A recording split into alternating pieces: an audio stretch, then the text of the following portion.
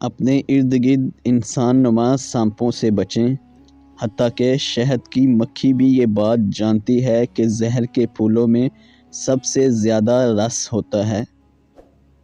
اگر دکھ اداس نہ کرے تو آپ خوبصورتی سے زیادہ خوبصورت ہوتے۔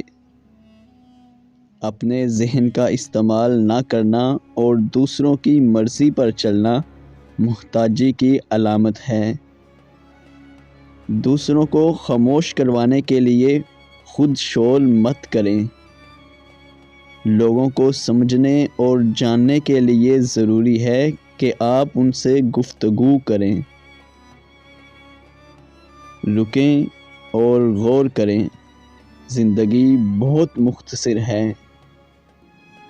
آپ جس سے محبت کرتے ہیں اسے اپنی انا کے سامنے کھو دینے سے بہتر ہے کہ آپ اپنی محبت کے سامنے اپنی انا کو کھو دیں۔ ایک انسان کی اچھی فطرت خوشگوار تعلقات کی ضمانت ہے۔ جلد بازی مت کریں، چیزوں اور انسانوں کو سمجھنے اور جانچنے میں وقت لیں اور پھر فیصلہ کریں۔ جہاں مٹی ہوتی ہے وہیں پودے اگتے ہیں، چاہے گھاس ہو یا پھول۔ ایک مغرور انسان دماغ سے خالی اور نفرت سے بھرا ہوتا ہے۔ ہر نیا تجربہ کسی نہ کسی غلطی کی نشاندہی کرتا ہے تاکہ ہم دوبارہ یہ غلطی نہ کریں۔ انسان کے پاس زندگی میں صرف دو آسائشیں ہیں، محبت اور موت۔ کاش انسان کا ان دونوں پر کنٹرول ہوتا۔ بہترین ساتھی دنیا کی تمام دولت سے بڑھ کر ہے۔ ہر انسان کو اپنی تمام خوبیوں اور خامیوں کے بارے میں آگاہ ہونا چاہیے۔ اس انسان کو لوگ ہمیشہ دعاؤں میں یاد رکھتے ہیں جو دوسروں کی مدد کرتا ہے۔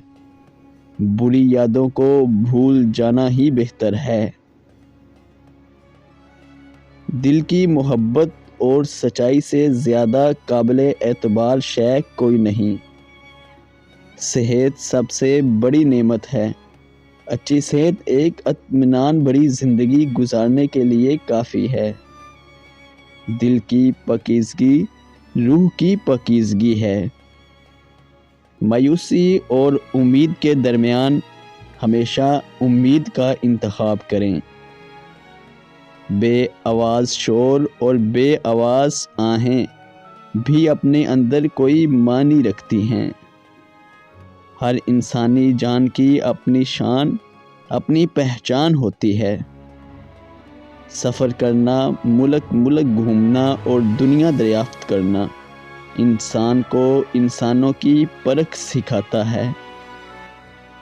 جو شخص ناکارہ ہونے کی وجہ سے اداس ہے وہ بیکار نہیں ہو سکتا۔